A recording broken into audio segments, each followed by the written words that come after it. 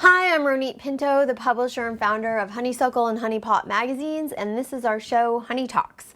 In this episode, we are going to be speaking with Setting Jasmine. She is a licensed clinical therapist, a 3-time award-winning adult film star, a mother, an educator, a healer, and overall intellect in all things related to race, justice, civil rights.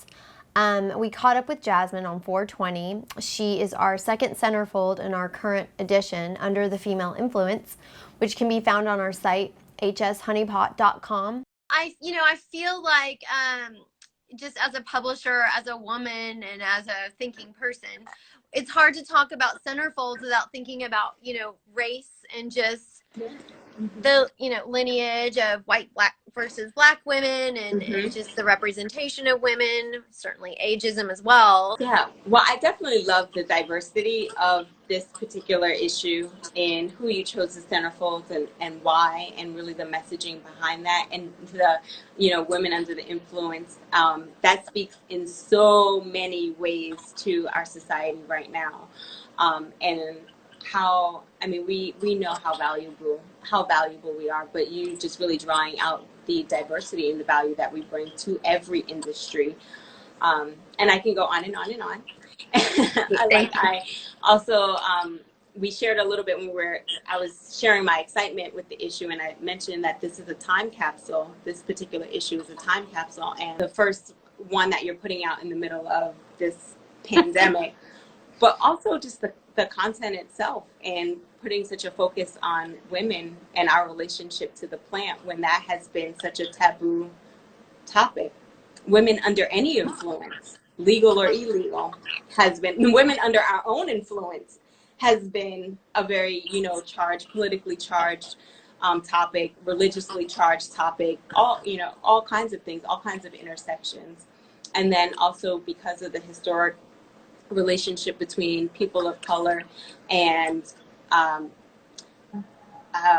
justice or lack thereof around marijuana. So to be able to be a centerfold as a professional woman, a sex worker, and also academic professional or traditionally professional woman, as an advocate for cannabis, that's like pushing like all of like all the things you don't do, like you don't stand up and say. And then also pushing against a lot of stereotypes around Black women. So I thank you for having me as a representation. I certainly don't represent all women or all Black women, but it feels good to represent myself in all of those areas that I intersect in your publication. The part that is the most challenging for me, and I'll say that it comes from an emotional standpoint and an economic standpoint, that I find the most impact with how things have happened racially within the context to social justice, criminal justice, and economic justice, is so many people that have seen the recreational and medicinal benefits of this plant for many, many years, and have created a really like a communal economy with it, have suffered the consequences of it being an illegal substance. If we just look at it from the basis of it was against the law, they broke the law, they're paying the consequences. Okay. The part that is really painful is seeing these people who've been pioneers in marketing the plant, using the plant, and educating about the plant being completely marginalized from this industry that is changing the lives financially, psychologically, emotionally, like all the ways that booming business, and the booming business is something that is incredibly beneficial to people.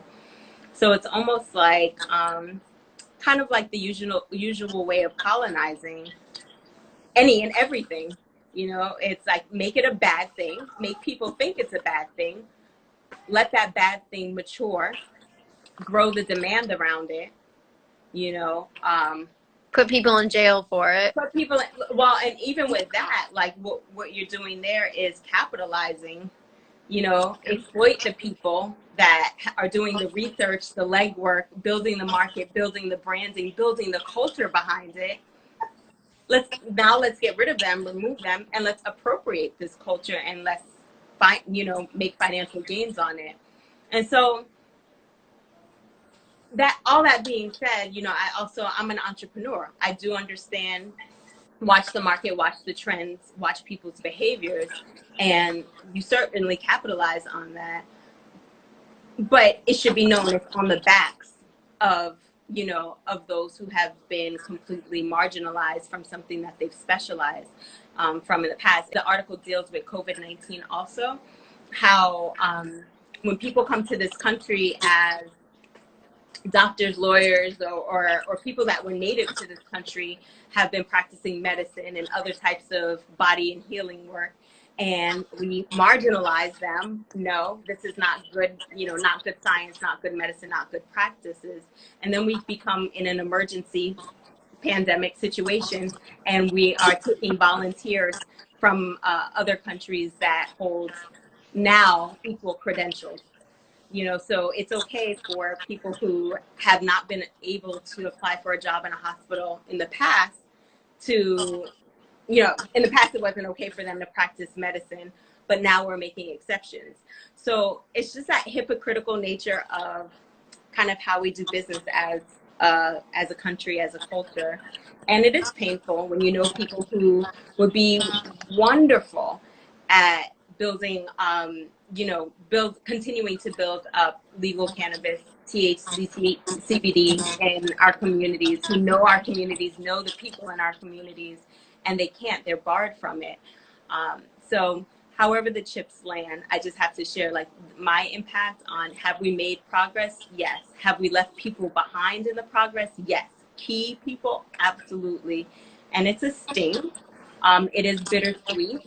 And I say it's bittersweet because I, don't turn my back on the cannabis industry. I embrace it fully, but not without, that historical context.